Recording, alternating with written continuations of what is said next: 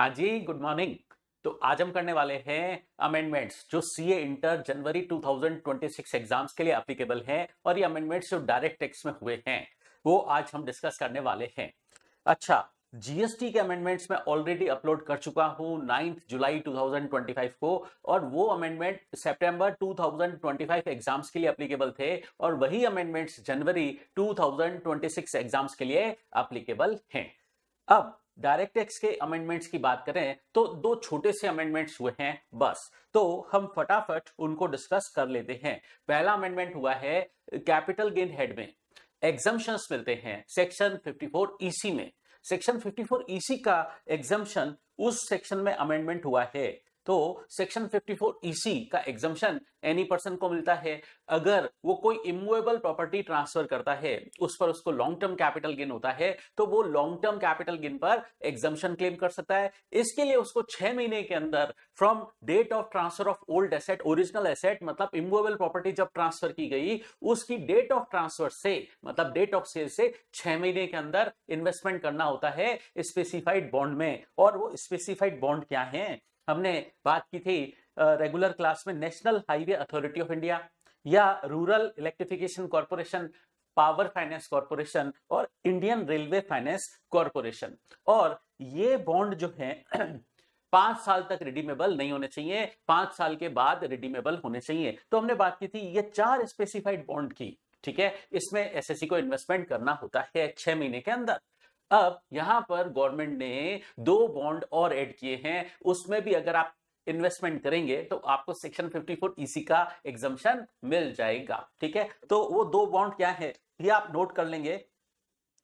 Section 54 EC के लिए government ने 2 बॉन्ड और नोटिफाई किए हैं। पहला है हुडको के बॉन्ड। हुडको क्या, हुडको का फुल फॉर्म है housing and urban development corporation limited. Housing and urban development corporation limited, short में बोले हुडको। हुडको के बॉन्ड जो इशू हुए हैं ऑन और आफ्टर 1 अप्रैल 2025, उसमें अगर एसएससी इन्वेस्टमेंट करे तो उसको सेक्शन 54 ईसी का एग्जम्पशन मिल जाएगा उस लॉन्ग टर्म कैपिटल गेन पर जो उसको इमूवेबल प्रॉपर्टी पर हुआ है। और एक और बॉन्ड गवर्नमेंट ने नोटिफाई किया है, हालांकि जो आईसीएआई ने अमेंडमेंट की बुकलेट इशू की है उसमें वो बॉन्ड लिखा नहीं गया है, लेकिन प्रैक्टिकली वो अमेंडमेंट हो गया है। वो है इरेडा के बॉन्ड। इरेडा के बॉन्ड क्या, इरेडा का फुल फॉर्म है Indian renewable energy development agency, ठीक है। तो Indian renewable energy development agency IREDA के बॉन्ड में अगर एसएससी इन्वेस्टमेंट करे ऑन और आफ्टर कॉन्सिडेट 9 जुलाई 2025 के ऑन और आफ्टर अगर एसएससी इरेडा के बॉन्ड परचेस करे तो भी उसको सेक्शन 54 ईसी का एग्जम्पशन मिल जाएगा, ठीक है। तो ये 2 बॉन्ड आप लिख लेंगे, ठीक है, और इनकी इशू डेट भी आप लिख देंगे और हुडको का फुल फॉर्म लिख देंगे, इरेडा का फुल फॉर्म लिख देंगे, ठीक है। तो इन बॉन्ड में इन्वेस्टमेंट अगर एसएससी करेगा तो उसको सेक्शन 54 ईसी का एग्जम्पशन मिल जाएगा। तो पहला ये अमेंडमेंट हुआ है कैपिटल गेन हेड में, ठीक है। अब दूसरे अमेंडमेंट की बात करते हैं। दूसरा एक अमेंडमेंट हुआ छोटा सा सेक्शन 139AA में।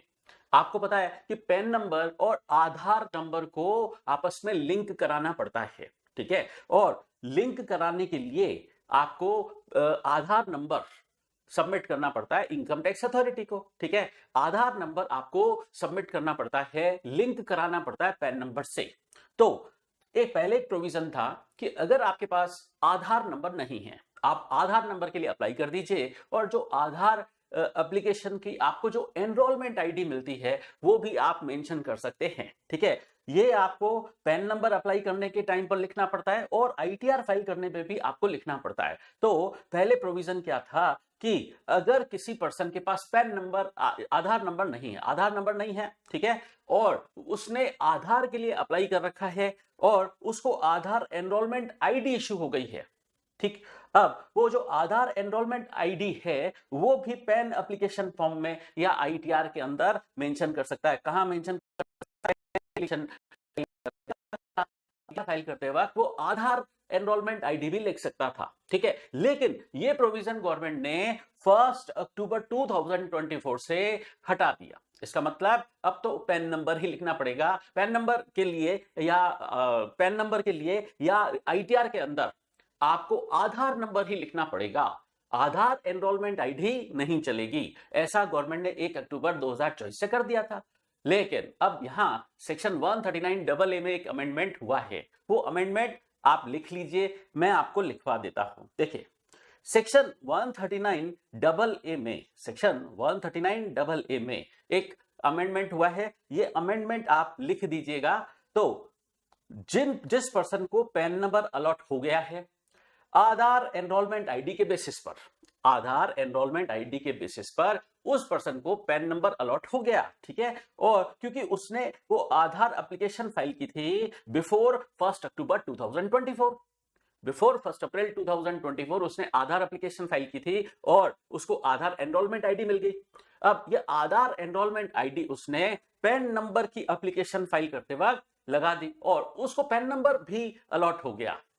लेकिन अब उसके पास आधार नंबर तो था नहीं, उसको अपना आधार नंबर इंटीमेट करना पड़ेगा। इंटीमेट करने का मतलब क्या, उसको पैन नंबर और आधार नंबर को आपस में लिंक करवाना पड़ेगा। तो इंटीमेट करेगा अपना वो ये आधार नंबर प्रेस्क्राइब्ड अथॉरिटी को प्रेस्क्राइब्ड मैनर में, और गवर्नमेंट ने डेट फिक्स की है 31 दिसंबर 2025। 31 दिसंबर 2025 तक उसको अपने पैन नंबर और आधार नंबर को आपस में लिंक करवाना होगा, या सीबीडीटी इस डेट को एक्सटेंड भी कर सकती है, इसलिए आगे और लिख दिया है कि डेट नोटिफाइड बाय सीबीडीटी। ठीक है, तो ये दो छोटे से अमेंडमेंट हुए हैं। अब बात कर लेते हैं कि आप अपना रिवीजन कैसे कंप्लीट करें। देखिए, मैंने अपने YouTube channel CA Dinesh Tejwani पर मैंने अमेंडमेंट अपलोड कर रखे, जीएसटी वाले अमेंडमेंट आपको वहीं से रेफर करने हैं। और इसके अलावा चाहे डायरेक्ट टैक्स है चाहे जीएसटी है, उसके सारे चैप्टर्स के रिवीजन वीडियोस ऑलरेडी मेरे चैनल पर अपलोडेड हैं, आपको वहां से पढ़ लेने हैं। चलिए, आज की क्लास में इतना ही।